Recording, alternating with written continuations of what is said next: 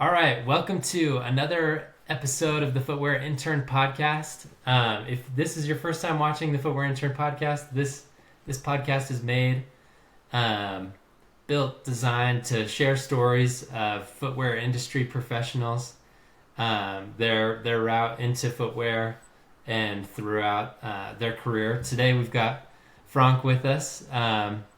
Super excited to have you to hear about your story and to share it with others. But yeah, I think just to get started. So we're connected now through Wade. I think I've been following you for a while though on LinkedIn. You post a lot of beautiful designs, past and current work. So super excited to hear your journey and kind of what you're doing now. But love to hear an intro on you, Frank, just to start, how you got into footwear and maybe even like your pre-footwear life. Wow. Yeah. Um, I I had a pre-footwear life. I had started my career as an art director and graphic designer in advertising agencies in France for about 10 years. And this is during that time that I got to be the first art director for a newly created company called Etnies in France. So Etnies was created by a French guy um, originally. I mean, if everybody knows or don't know, Etnies is a California company. It's been for more than 25, 26, 27 years. But before it was it's a French guy who created that. It's a shoemaker that saw the opportunity to make skate shoes in France. And I came on board to be the art director for this company, so I did all the first advertising for the newly skate shoes. And after a while, after a couple of years in this company, I went back to another advertising agencies I used to work for, and then Etnies went on its own life. We reconnected after 10 years. I was a skateboarder. I was being a skateboarder as well, like ramp rider, pole rider, stuff like that. But I was not very good, but I was a skateboarder. We reconnected. The Etnies brand in France have been sold to a French guy that used to distribute Etnies in California. And so I met Pierre-André Senizergue, the boss of Etnies, when I was traveling in California for vacation. And when we met, I asked him like if he needed an art director, and he said no, but I need a shoe designer. So I was like, wow, okay. So that was a Friday. So I went back to my hotel room and I filled up a sketch pad of ideas for footwear for S, America, Etnies, all the brands of Soul Technology. And I go to see Pierre-Andre the following Monday, and he looked at my stuff, my designs, and he hired me on the spot. Wow. I, of course, went back to France, wait for the work visa, and I started a career as a shoe designer. So of course it was not that easy. My sketches were a bit awkward, but my sketches also demonstrated everything that needed to be on the shoe was there. So when I was faxing the shoes with the callouts, the sketches with the callouts to Asia, to the factory, the samples were coming like a couple of weeks or 3 weeks after, 4 weeks after, and the samples were really cool. I mean, the factory was really good too, but the samples were really cool. So I mean, my first shoe became bestsellers, lots of them, and I started working designing shoes for all the pro skaters of Soul Technology, like Ed Templeton, Chad Muska, Eric Ellington, Tosh Townend, Eric Costin. I mean, you name it. I designed a lot of shoes, a lot of pro shoes. I started. I stayed about 9 years at Soul Technology as a senior footwear designer, and then I went on my own. I went independent, and I was independent for about 12 years, from 2005 to 2013, something like that. And I got to work with a lot of different shoe companies and not in skateboarding, except iPath. I was the designer for iPath for 2 or 3 years. So I got to work with a lot of pro skaters on the high path, like Rasta, niche, and it was really cool. Got to work with Matt Field and designing some very cool shoes for this brand, so I'm pretty stoked on that. But then I designed for Bebe shoes, fashion shoes. I designed for Roxy, Sanuk, O'Neill, Levi's, Wow. all kinds of stuff. Manitoba Mucklucks in Canada, boots, all kinds of things. And that's what I wanted to do. Going independent is to work for different fields, different genders, men's, women's, kids. I designed shoes for Lego as well. Wow. Good experience. I was missing something though. I was missing a sense of belonging. I was designing for all those brands, but then when I was going to trade shows, I didn't have that feeling of belonging to the people I worked for or with, and I wanted to go back to full time. So that happened in 2016 when I got hired by 510. Company owned by Adidas. At the time, 2016, Adidas owned the brand since 2011. And I was called to fix a lot of problems. They had a lot of returns, and they needed a designer to correct a lot of shoes. So I got called to design outdoor shoes, mountain bike shoes, and I never did design mountain bike shoes before. So I spent a few days like cutting shoes in half and pieces just to study the inside, like the clip plate, I had to fix this, like a clip plate was not working for the pedals, so I had to figure out what was wrong. But I had a great team with me. All the people at 510 were professionals of the outdoors, rock climbing, mountain biking. So those guys knew everything. So all the product developers I was working with, were doing the sports. Yeah. So it was a really good combo of knowledge. It's like working with I was working with pro climbers, pro mountain bikers, and it was amazing because we were able to fix everything, create some really good shoes and everything. The problem is 2 years into it, the Adidas management decided to close the office in Redlands. And I was going to ask if you were in Germany, so that's... No, I wanted to, but I wasn't picked. One guy went there. They over. We were about 60 people in the office. Maybe 2 or 3 went to Germany. Oh wow. The rest has been canned. So that was really bad because I really loved that company. I mean, I love the product. I love designing those products. I love the team. That's the way it is. So I found work pretty much immediately working for 511 Tactical. I knew a guy there that encouraged me to apply for a position of senior footwear designer.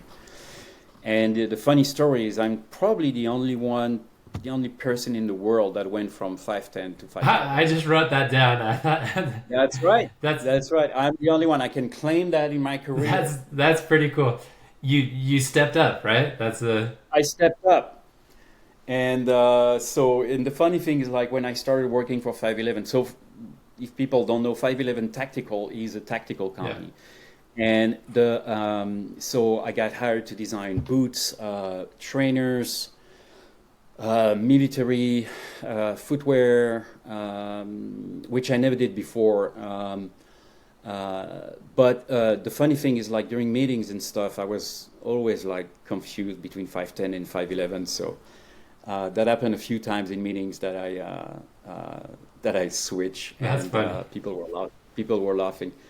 But good experience for 6 years there. Good thing. I designed some really cool boots and trainers and runners. Really proud of myself on this because it was challenging too. That's it. So I've been independent now since summer 23. Okay. and I started to work with Wade. We know each other from Etnies times. We used to design shoes together for Etnies and 32 snowboard boots. Great guy, love him. Yeah, so we work together now. Lots of people are drawn to his website and proposal, and I'm actually doing all the design work for mostly startups. Like for a year and a half now, we've been putting shoes, designing shoes, and producing shoes, mostly for startups. So I'm designing things that I never designed before, like minimalist shoes. I designed a kitchen shoe for a chef. Wow. We work on some runners, some trainers, so lots of athletic stuff. So I'm super excited. That's my story. Wow, that's really exciting. Okay, I've got a slew of questions that I wrote down while you're going through it, but so far, I mean, that's an amazing career. It sounds like you've done. You, It's been up and down, because I've been laid off. I've been trying to rebound. I got years where nothing happened, like 2014, 2015. I didn't have absolutely no work in footwear, so I went back to graphic design to survive, to pay the bills and yeah, stuff. So I mean, it's been rocky. But the good thing is, like everywhere I went, it's a company or a product I never used to design before, like skate shoes. Boom, propulsated in that, and I had to survive. I moved my family, my wife, my kid. I had to make it happen. So a lot of resilience and a lot of work. And same thing when I went independent. Like tons of stuff I never designed before. But that's what makes me, I think, a good creative, is like the capacity to adapt, yeah, to work with different teams, and that I believe that excellence in aesthetic for whatever footwear is thrown to my face. I love to create stuff that's innovative, that stands out, that's shelf appeal. That's what I've been doing all those years. yeah. And I mean, we're just meeting now, but was looking through your Quora flat page and just a portfolio of your work, and I definitely attest to that. Um, Thank you. when I guess as just and I might like take it back a little bit and maybe we'll Yeah. bounce around, but um, even just beginning, I guess how long were you, so it sounds like you did graphic design and you were working on ad stuff prior. How long were you doing hmm that before you made the jump into footwear?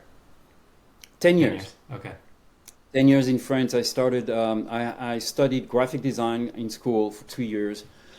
Graduated with that, started working in advertising agencies in my hometown right away.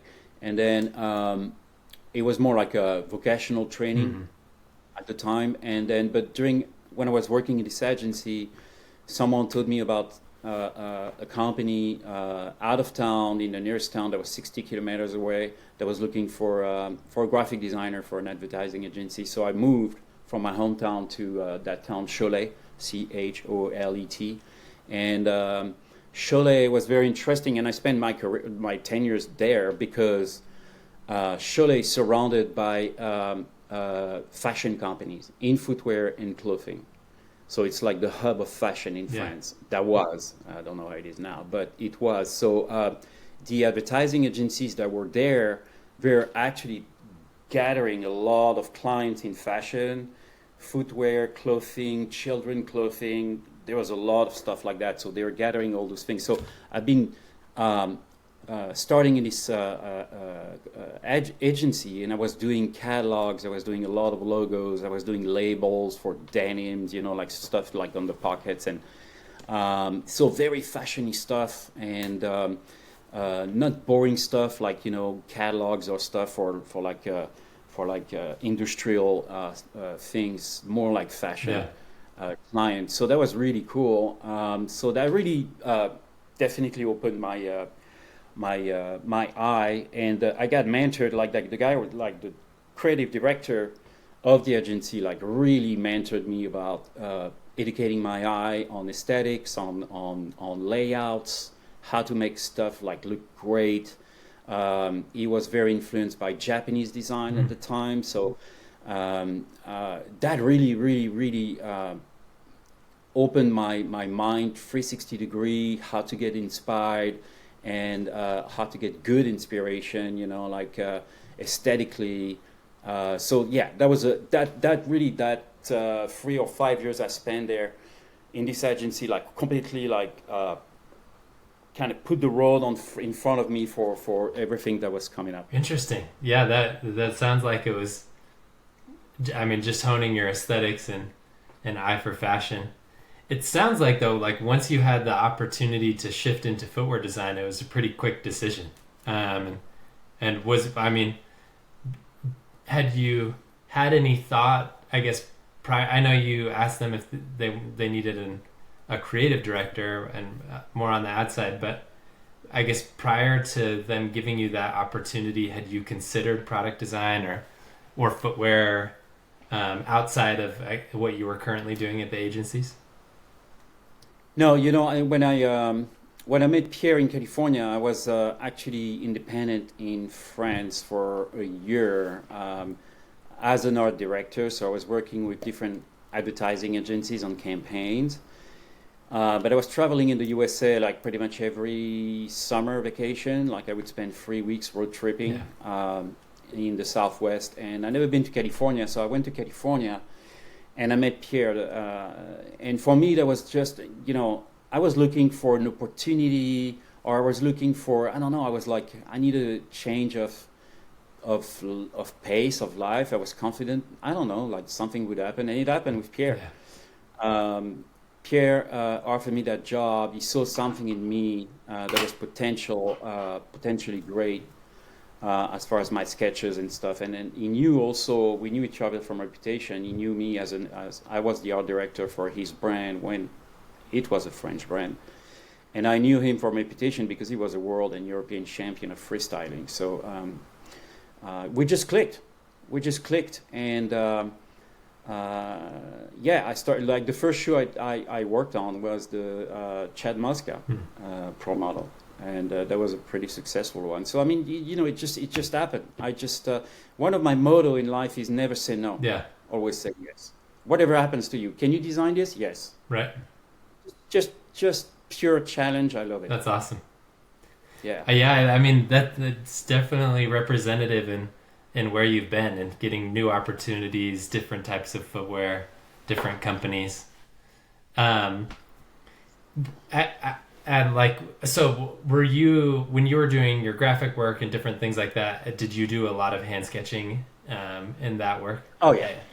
Yeah, I've always been drawing since I was super young.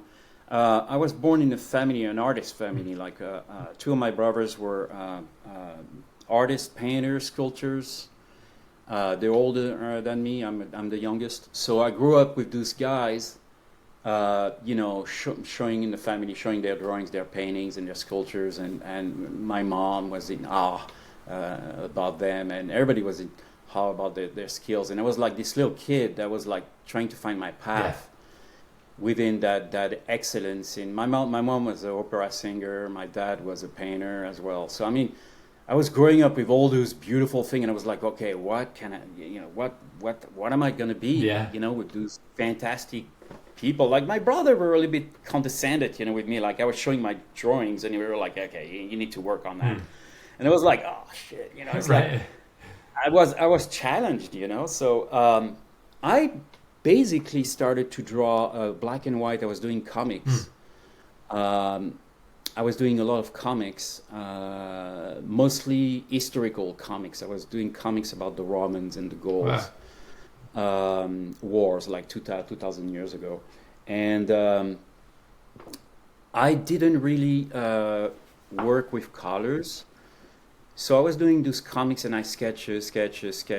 And when I started to, I went to school for graphic design, but there was a class that was with a painter. So I learned painting while I was in this school. And I got the hang for the colors, but I didn't feel my vibe yet. So when I started traveling in the USA back in '92, my first trip in the USA ended up in an Apache Indian reservation in Arizona. And I spent a few weeks there, and then I roamed in Arizona that year, and I got in touch with Hopi and culture and Apache culture and Navajo culture, and that really uh, uh, was a made a tilt in my head about colors, Yeah. because I've seen dances on the Hopi villages that full of colors, beautiful scenery and things like that. So when I came back to France, I started to paint more like portraits and scenes of Native American Indians' life, and I still do that today. Cool. I'm a painter as well, and I paint a lot of stuff like that. I still have all my friends in the reservation. I spent some time there, going to dances and ceremonies and things like that. So I'm bringing back photos when I'm allowed to, and I paint those. So colors. So I start, and I always sketch. I mean, all those years. I mean, I was actually before. I'm in California right Yeah. now, but I live in Sedona, Arizona. Before I came here last week, I actually opened up all my sketchbook. I have a bunch of sketchbook, and I started flipping through them, and I was amazed at all the sketches and all the color work. Like just I I I sketch a little bit less now, but I do that. I used to do that a lot. I need to pick it up again because it's a very good training for your eye, for your Yeah. hands, for your skills, for your flow. And I do that, of course, in footwear all the time. I mean, it's always start with sketch, you know. Totally. Okay, but I have a tangent question then. So it sounds like you've got a great connection there to the Native American community in Arizona. I think I saw. Did you design some moccasins as well, Um, or oh work yeah, on some? well, no, I mean, I did, but I don't want to. But and I explained that Yeah. after, if you remind me. But there was something that I did. I created in back in 2009. I stumbled upon. I was researching on the net some stuff, and I stumbled upon the some Aztec Codex Mm. manuscript and sculptures, and they're all depicting this sandal which had a backstay and a two-toe loop, and it's a very open sandal, but it's super. When you put it on, it. I mean, I noticed it, and I basically redraw it like almost identical. Just the outsole at the time was a yucca fiber Yeah. weave, so I made a more modern outsole, but it was two sheets of EVA covered with some canvas and with a thin rubber outsole, recycled rubber. I basically redesigned that sandal, and I tried to bring it to market. Mm. I had 500 pairs made in Mexico. I found a Mexican factory and made 500 pairs, and I tried to sell it here at wine tasting. I had a booth in some powwows as well in Malibu, everywhere. So I got in touch with some boutiques in LA. Like there was a boutique Rosark, which is a by appointment only Wow. boutique, which is cool. She visited the powwow in Malibu. She saw my sandal. She bought a pair, and she ordered. She placed an order. But at the time, the economy was crumbling Mm. because of the subprime, and basically my whole company things crumbled with it. I mean, I could not find investor. I could not reinvest myself. I mean, the thing went to shut down basically. Yeah. But I tried, and I got a little bit of sandals left, and here and then there's people asking me on the net if there I have still some pairs. So I'm selling, a few pairs here Oh, and there. cool. But yeah, but there was I wanted to launch this sandal back in because the sandal I didn't want to do an ethnic thing or something. I just wanted to. It was a beautiful sandal for fashion, and that's where I wanted to go. But I tried. I made all the mistakes possible when you're an entrepreneur and you start something. So that's fine. Yeah. Yeah, but as far as moccasin, I designed some things, but I never launched anything. I think there's something right now you don't want to have. You don't want to be labeled as appropriating cultures. Totally. Yeah. So someone, I guess a designer got in a lot of trouble in France, in Europe, making a moccasins that was very, very ethnic looking. And I understand. I mean, if the Hopi, the Pueblo natives from New Mexico, they make moccasins all the time by themselves for ceremonies, for wearing every day, things like that. So it's when you create a moccasin that looks like that, you kind of messed up what those guys are doing, the original stuff. Right. So I don't want to do that, but I would love to because I love moccasins and I love native culture, but it's not my No, culture. I think So that I'm gonna refrain from it. But there's a lot of good ideas there too. totally. Okay, that's interesting.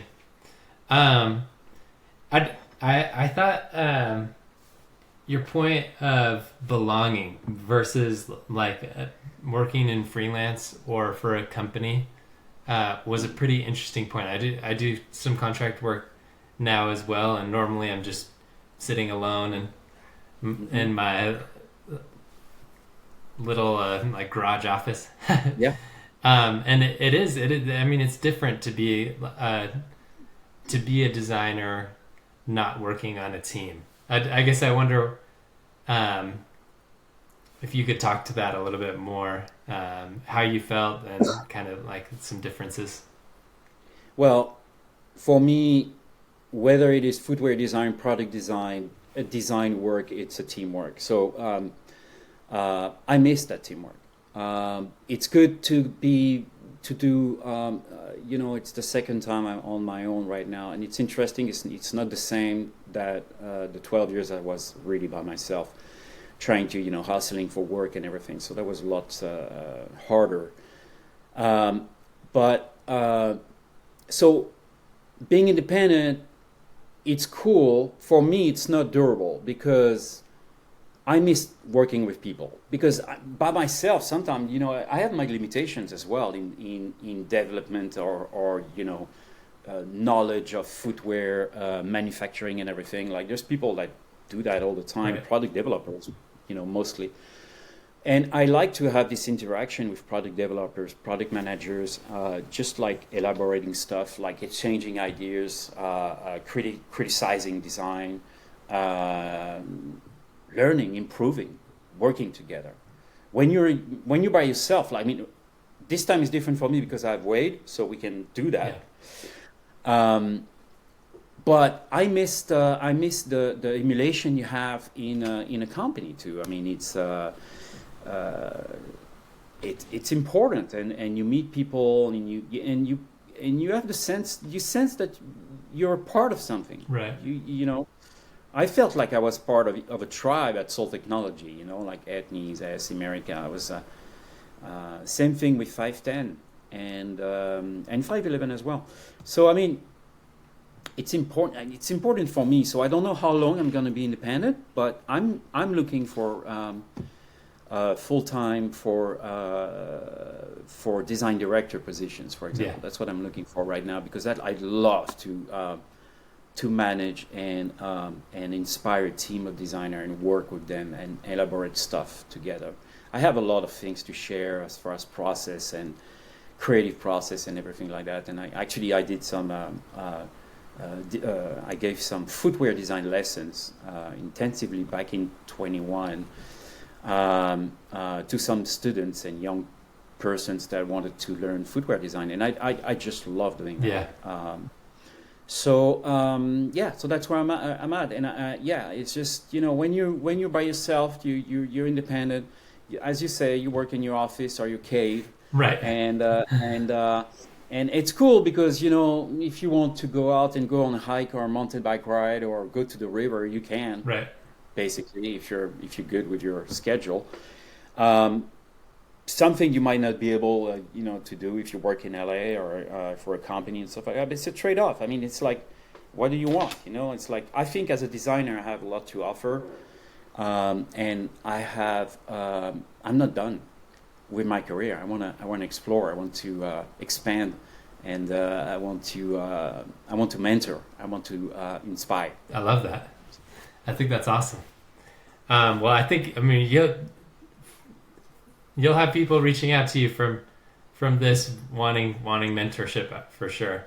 Sure. Yeah. Um, what would you say like between so I mean you illustrated beautifully like the connection that you made with Pierre and getting things started at Nice, but with your other job transitions from 510 to 511 or going into Soul Technology, did you have prior connections there, or um, how did you I guess like No, navigate those so transitions?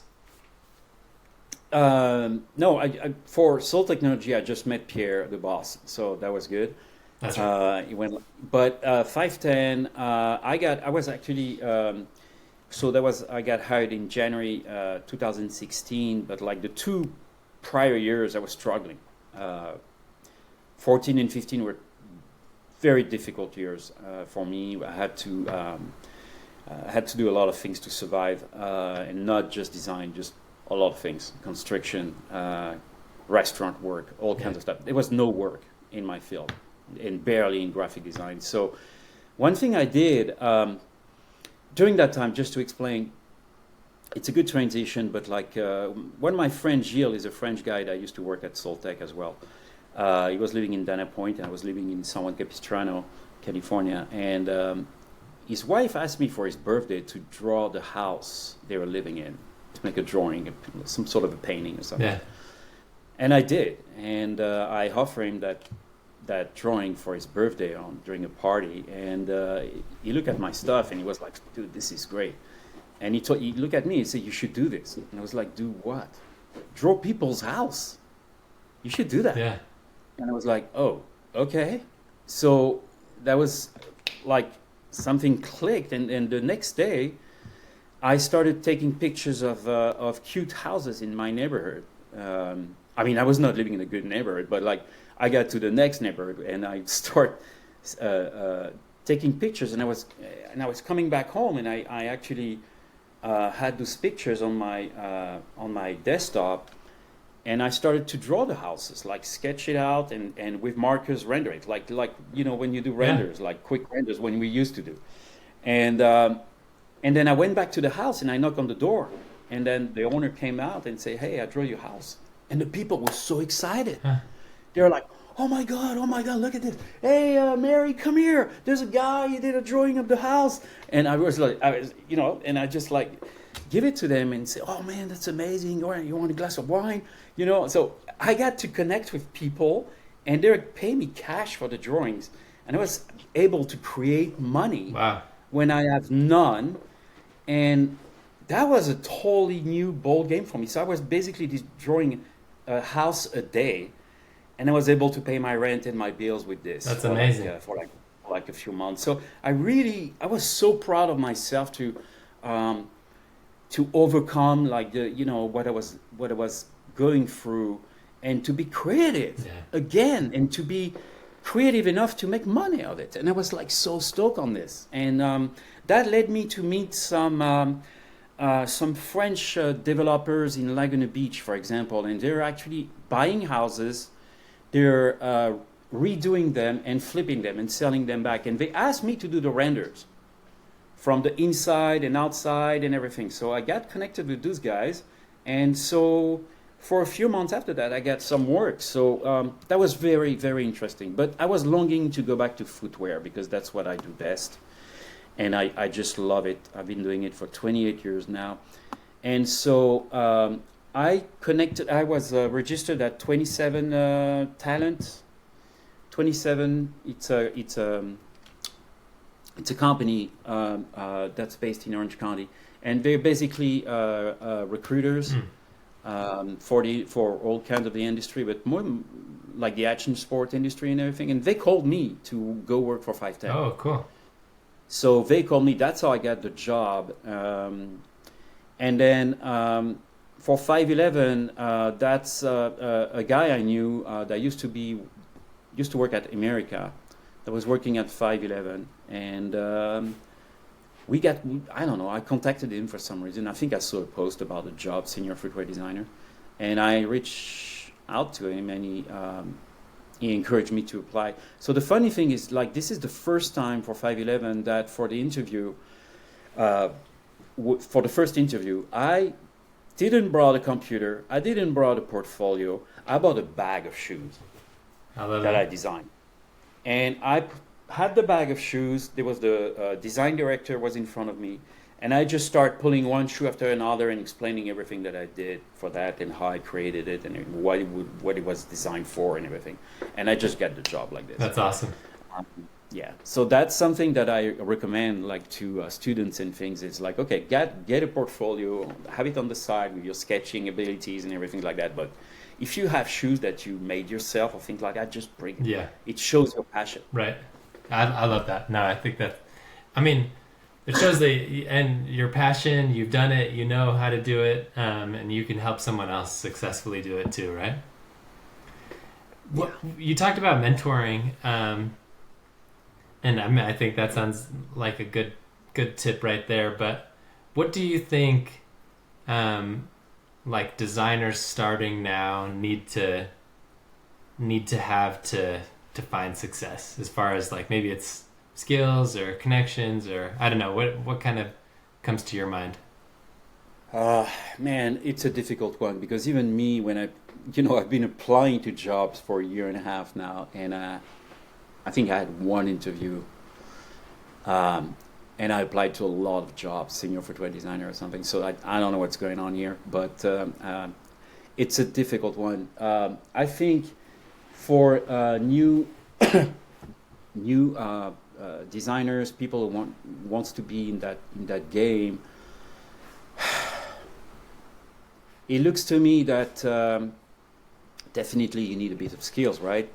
Drawing skills and computer skills, CAD skill, Illustrator, Photoshop. I don't know. I mean, I started just sketching, but that was a long time ago. Now, to get into that game, you need to show your passion for footwear. You need to have a bit of knowledge of how footwear is made, probably.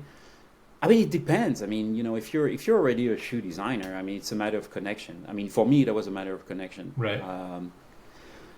So that's definitely important. And then when your connection allows you to have interviews, just be yourself.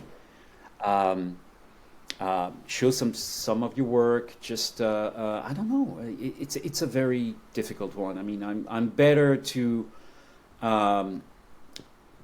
mentor designers creatively and stuff like that. That getting a job, it's completely up in the air these days. Totally. I think that's the sentiment of a lot of people. I don't know. I mean, even for me, it doesn't work still yet. So I mean, just I don't know what it is. Yeah. I mean, it's been changing a lot these times, and LinkedIn did not help. I'm apply a lot on LinkedIn, it never worked. Yeah. So I'm actually trying to switch to other, recruitment stuff, because it doesn't work. Yeah. I've had some friends that have had some success with working with the recruiters. So you talked about, I mean, when you started, a lot of hand drawing, marker rendering, right?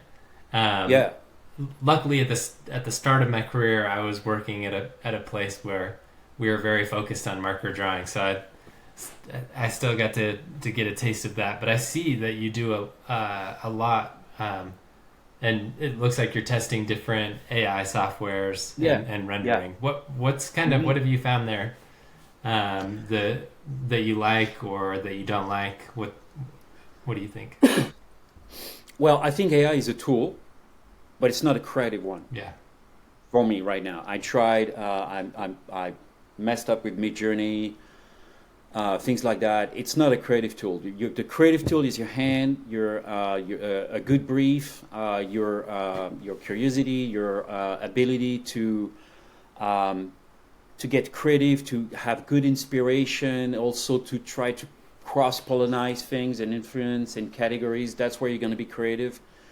But it's not in AI. AI for me is a tool to render my stuff, basically. And I use viscom.ai for that. And I also, viscom, sometimes I mean, all the time now for my clients, I present sketches and CADs and then a rendering on Viscom. But like sometimes Viscom is messing up, so you always have a little bit of Photoshop work to do on that. But that's okay. You save a lot of time doing that, and the renders are pretty good. I mean, if you look at my CoreFloat page, you're gonna see a lot of crazy cool renders like from sketches. Right. And I love the element of surprise in design, and that's something that's not popular in the footwear industry. Everything needs to be controlled and everything, but I love the element of surprise. I mean, most of my best design came, when we were like just call out stuff like, on a sheet of paper, and it came out super cool. I mean,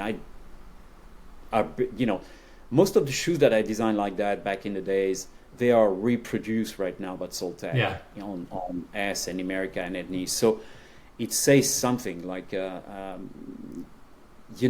I was sending, some sketches, I was sending them, faxing them to the factories, and the samples were coming, and sometimes people were laughing in front of me because I had my sketching abilities were not there yet, my proportions and everything, but everything was there. But so the shoes sometimes were designed, the sketches were a bit bulky.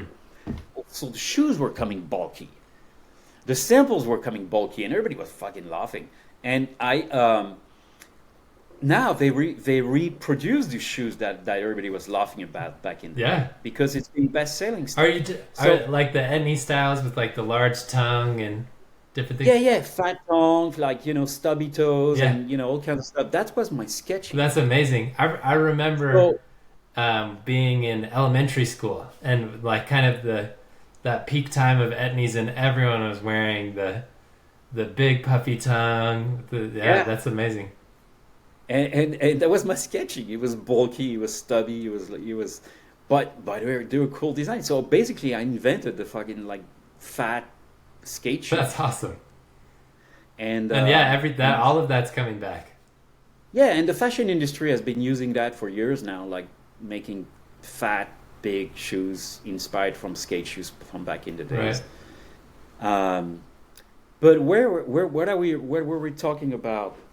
We started with AI, but then it's different. Yeah, AI. So AI, so it's for me, it's just a tool. I'm sure there's more to. There's tons of possibilities, but I don't want to spend hours on my computer. I already spend a lot of time on my computer. I don't want to spend hours on my computer trying to research stuff. If I see something that works for me, I just do that. Yeah. And I'm sure I'm going to evolve because on Viscom there's much more possibilities now than 6 months ago. So I need to explore that to get better. But for something, for example, that I have trouble with rendering on AI is the outsole tread patterns. So I always have to do this in CAD and in Photoshop to render the depth of lugs and everything. Right. Sometime, if I'm lucky, Viscom will render it properly, and it happened before, but mostly, it doesn't. So I don't know. Maybe there's another program I need to check on that. But I'm not angry upon it. If it doesn't work, okay, I'll do the render. It's fine. I just don't care. I'm just trying to save time, learning the curve. But I don't think AI is still. You can't. Designing and be creative with AI, like putting a shoe together as a sketch. Your hand is educated for flow, definitely, and for things to connect and everything. And so with AI, maybe we'll get to that point. Maybe we can combine AI and Procreate. Yeah. Right. So then, because I use Procreate for sketching as well, and if both can be combined, that could be pretty cool. I mean, I don't know. I'm still young in the AI game, right. but I like it. So far, I like it. I think it's freedom. It's free. It free yourself from the constraint of time and all the time spent on rendering in Photoshop and stuff. And it's no, I think that's the best way to use it for sure. And I would say we're all probably still young in the AI space, but just seeing the renderings that you've made look really nice. And I think the most powerful tool, like you said, is bringing in your sketch that you created the lines and something a little bit more refined, and then it's just taking that and rendering with material and Yeah, I agree. I think that's But I love the element of surprise when you throw the sketch on Viscom. It's a black and white sketch or whatever it is, a cat, black and white cat, and then you press the button, you put your prompt, and actually it prompts itself right now, so you just have to correct it. But like you press the button, I'm here. I'm just like a kid, like, oh, cool. What is it gonna be? I'm excited yeah, because I love the surprise. that's awesome. Yeah. Um, well, let's see. I think I had a couple other questions, but no, yeah, I agree. I just do have like the free version of Viscom, Yeah. so it gives you like just I think two prompts, but that it is a lot of fun. I like that. I like the joy that you like talked about it with Yeah. that. It is. Yeah. It is fun. Um, okay, let me just check the questions that we sent over before. I think we've run through most of it, and this has been super cool. Um, you described it. Wade told me to ask you about essentially going from skateboarding under the Eiffel Tower to being a senior footwear designer, but you've essentially taken us through that. Yeah. Um, Yeah. It was, just to go for that a little bit. Yeah, I was ready. I think I told you that. I was ready for a change. I was ready for an opportunity, but I didn't know what it was. And it just happened. yeah, Meeting Pierre, can you design shoes? I can try. I loved it. I loved it. This opportunity, like showing in front of my front door.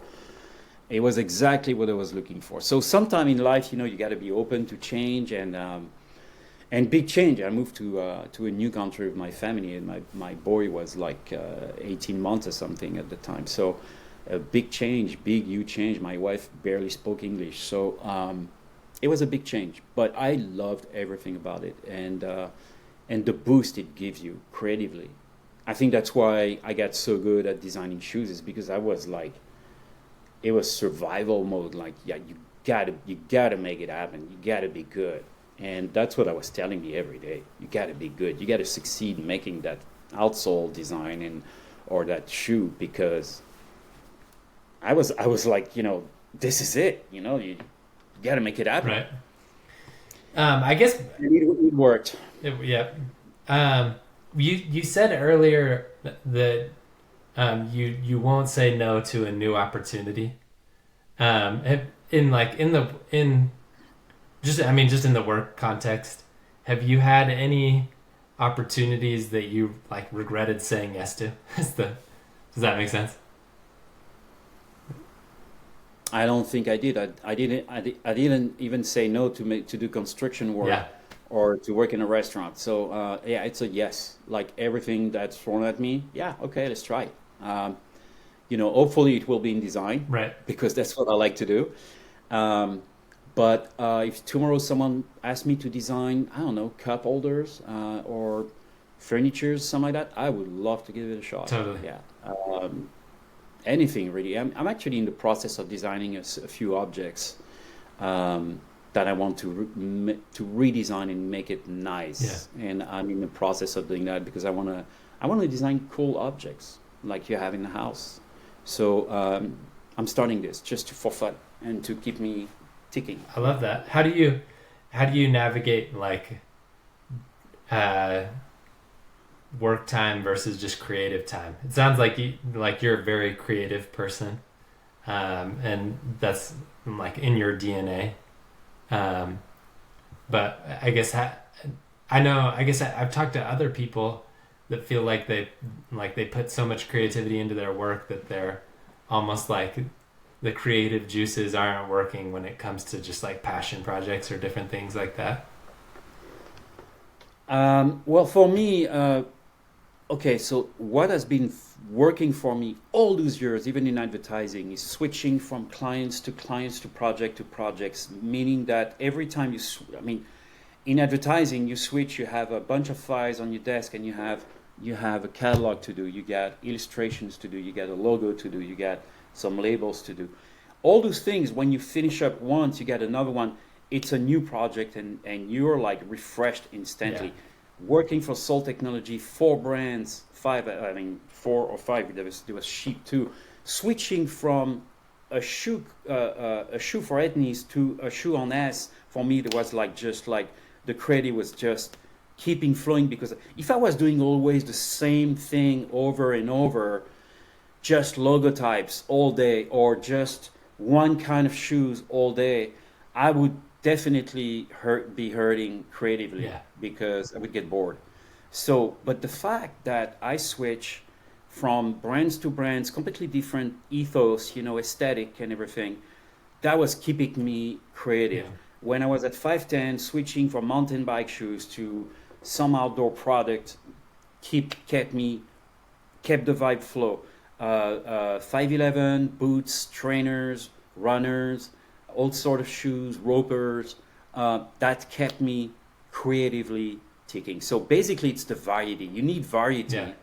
in your design life to be creative and to keep being creative. Switching from designing a boot for a woman to a trainer is exciting. Definitely. You just completed some, and that's what I do right now with my freelance work. It's never the same. Like every new client is a completely different product and different shoe. So, boom, you're on it. Yeah. I love that. No, I So variety is important. Like if you do the same thing over and over, you have a good chance to get bored. right. I think that's a great point. Yeah, that I felt that the same, and I think that's why you see designers move around a little bit more often, or they're in a company where, like you said, 4 different brands, or different sports categories, or different, Yeah. I don't know, like fashion trends changing, or different things like that. There's something important too. Is I always worked for small companies. Yeah. I mean, Soltec was small compared to big companies, but it was big in the skate shoe industry. But it was still a small company. 510 was a small company. 511 is a small company, um, and always like compared to the big ones. Right. Like if I the footwear the footwear business or portion of the market for 511 is small, very small. But they're leaders in the market. But it's a small market. I mean, so working for small companies is always better. Like if I was a designer at Nike, I would design what, 2 shoes a year, maybe if I'm lucky. Yeah. I mean, that's what I heard. I don't know, but I don't know how I can fare with this. I don't know. I've always been at small companies too. That I think I just like being a part of the whole process also. Yeah, me too. Yeah. Doing all the labels, even doing the box design. If you can do all the package that goes with the shoes, this is interesting. Right. Well, Franck, I think those are all the questions that I have. This has been awesome. Do you have any final words of advice for whether it's creatively or what? Yeah. Well, creatively, there's something I'd like to say is, personally, when I have a new brief, a new client, or something like that, I'm not starting sketching right away. I'm taking a few days to integrate and to visualize what I'm gonna do. So I got the brief, I got some examples of stuff that the client like or whatever. So I'm gonna digest this and I'm gonna try to visualize it before I get to sketch it, because I'm not gonna. I think it's a waste of time to produce tons of sketches, and little thumbnail with one change. It's just like it's confusing. But if you start to visualize, you take a few days and you start to visualize in 3D. You close your eyes and you can actually see like lines and shoes turning in your head like a 3D program. You can build your shoe already with all. This is great, because once you got a good idea of something that you like, you can get on sketch. You will be more accurate. You will go straight to the point, and you're gonna produce maybe 2, 3, 4, 5 sketch. That's it, and they're all different, and they all have good elements of stuff, and that's what you're gonna present. It's half of the work already. Like if I had a case at 511. They wanted me to design a runner. I never designed a runner before, like a running shoe, true running shoe. So it took me, I I struggled for a couple of months because since they never had a running shoe, so for me it was like, okay, what's going to be a 511 running shoe? What is it going to look like? I know all the brief, all the technical stuff that need to be in there, but how is it going to look? Yeah. It took me a couple of months of struggle of not seeing anything. And then suddenly I was in France at the time in vacation, and I have always my sketchbook, and I sketches a few things, and it happened like the tiny sketch became the design. So sometime 2 months is a bit too much, but I had that time for me at that moment. But let the time for you to just like digest and try to visualize. I think it's the best advice. Instead of doing tons of sketches, that means nothing. I don't know that I've ever had someone explain it like that, but that's almost that's like, and maybe with some variation, but that's pretty much my process. Also, is a lot like I was working with someone. And it was a different project, and they were like, "Oh, can we see like, have you started any sketches?" And I was like, "I haven't done any sketches yet, but it's already designed in my head." Like you exactly. visualize it, like you said, it's your own 3D program in your head. That's really interesting. Yeah, I definitely feel that. Like, sometimes I like the thumbnail sketches just to, like sometimes you catch like creative fire, right? Yeah, exactly. Well, that's what I just Yeah, said. with the running shoe example, but Yeah. I think I like how you described those two processes. There's another thing that's important to me. It's the when someone, client or whatever, like the company you work for, they want you to design a certain product. It's the shape. What shape? What last? That's very important to me. So for example, like I'm not gonna sketch something that's not gonna be looking like the final product. So for example, if someone was to design a shoe based on the Stan Smith last, for example, I will take a Stan Smith contour and everything, and I will sketch on top of that just to have the proper proportion. Right. That's gonna help me a lot for the design work. I cannot sketch something. Sometimes you see the sketches with very elongated, and kind of like not in relation at all with how the final product is going to look. Right. I think it's not helping. You need to design something that has already the proportion that is required, and that's very, that is really what I was not doing back in the days. Like my sketches were absolutely out of proportions, but that created something new. So, but now I really like to design with very precise proportion and shape. That helps a lot for the creative process, and how do you put lines together, and how do you put the aesthetic together, how you include the logo into that, because I like to, if it's possible, to include the logo into the design, not placard it on top, include it. Right. So so there's a lot of things to talk about in design. But I mean, everybody has a process. Sometimes I actually don't have the same process from shoe to shoe. I'm gonna find a way to render that particular project, and I'm gonna find different ways to do it. Like it's never exactly the same process. Yeah. I can explain that in a later podcast. Right. Yeah, we could bring you back. I love that. I think people will be able to draw a lot from your creative process and your experience. It is true. I feel like each project is its own, right? Yeah. Especially if like working between companies or categories or different styles, right? Yeah. Yeah. But I love that. Well, One thing I can say is, like, I don't sketch anymore with sketch and markers like we used to do.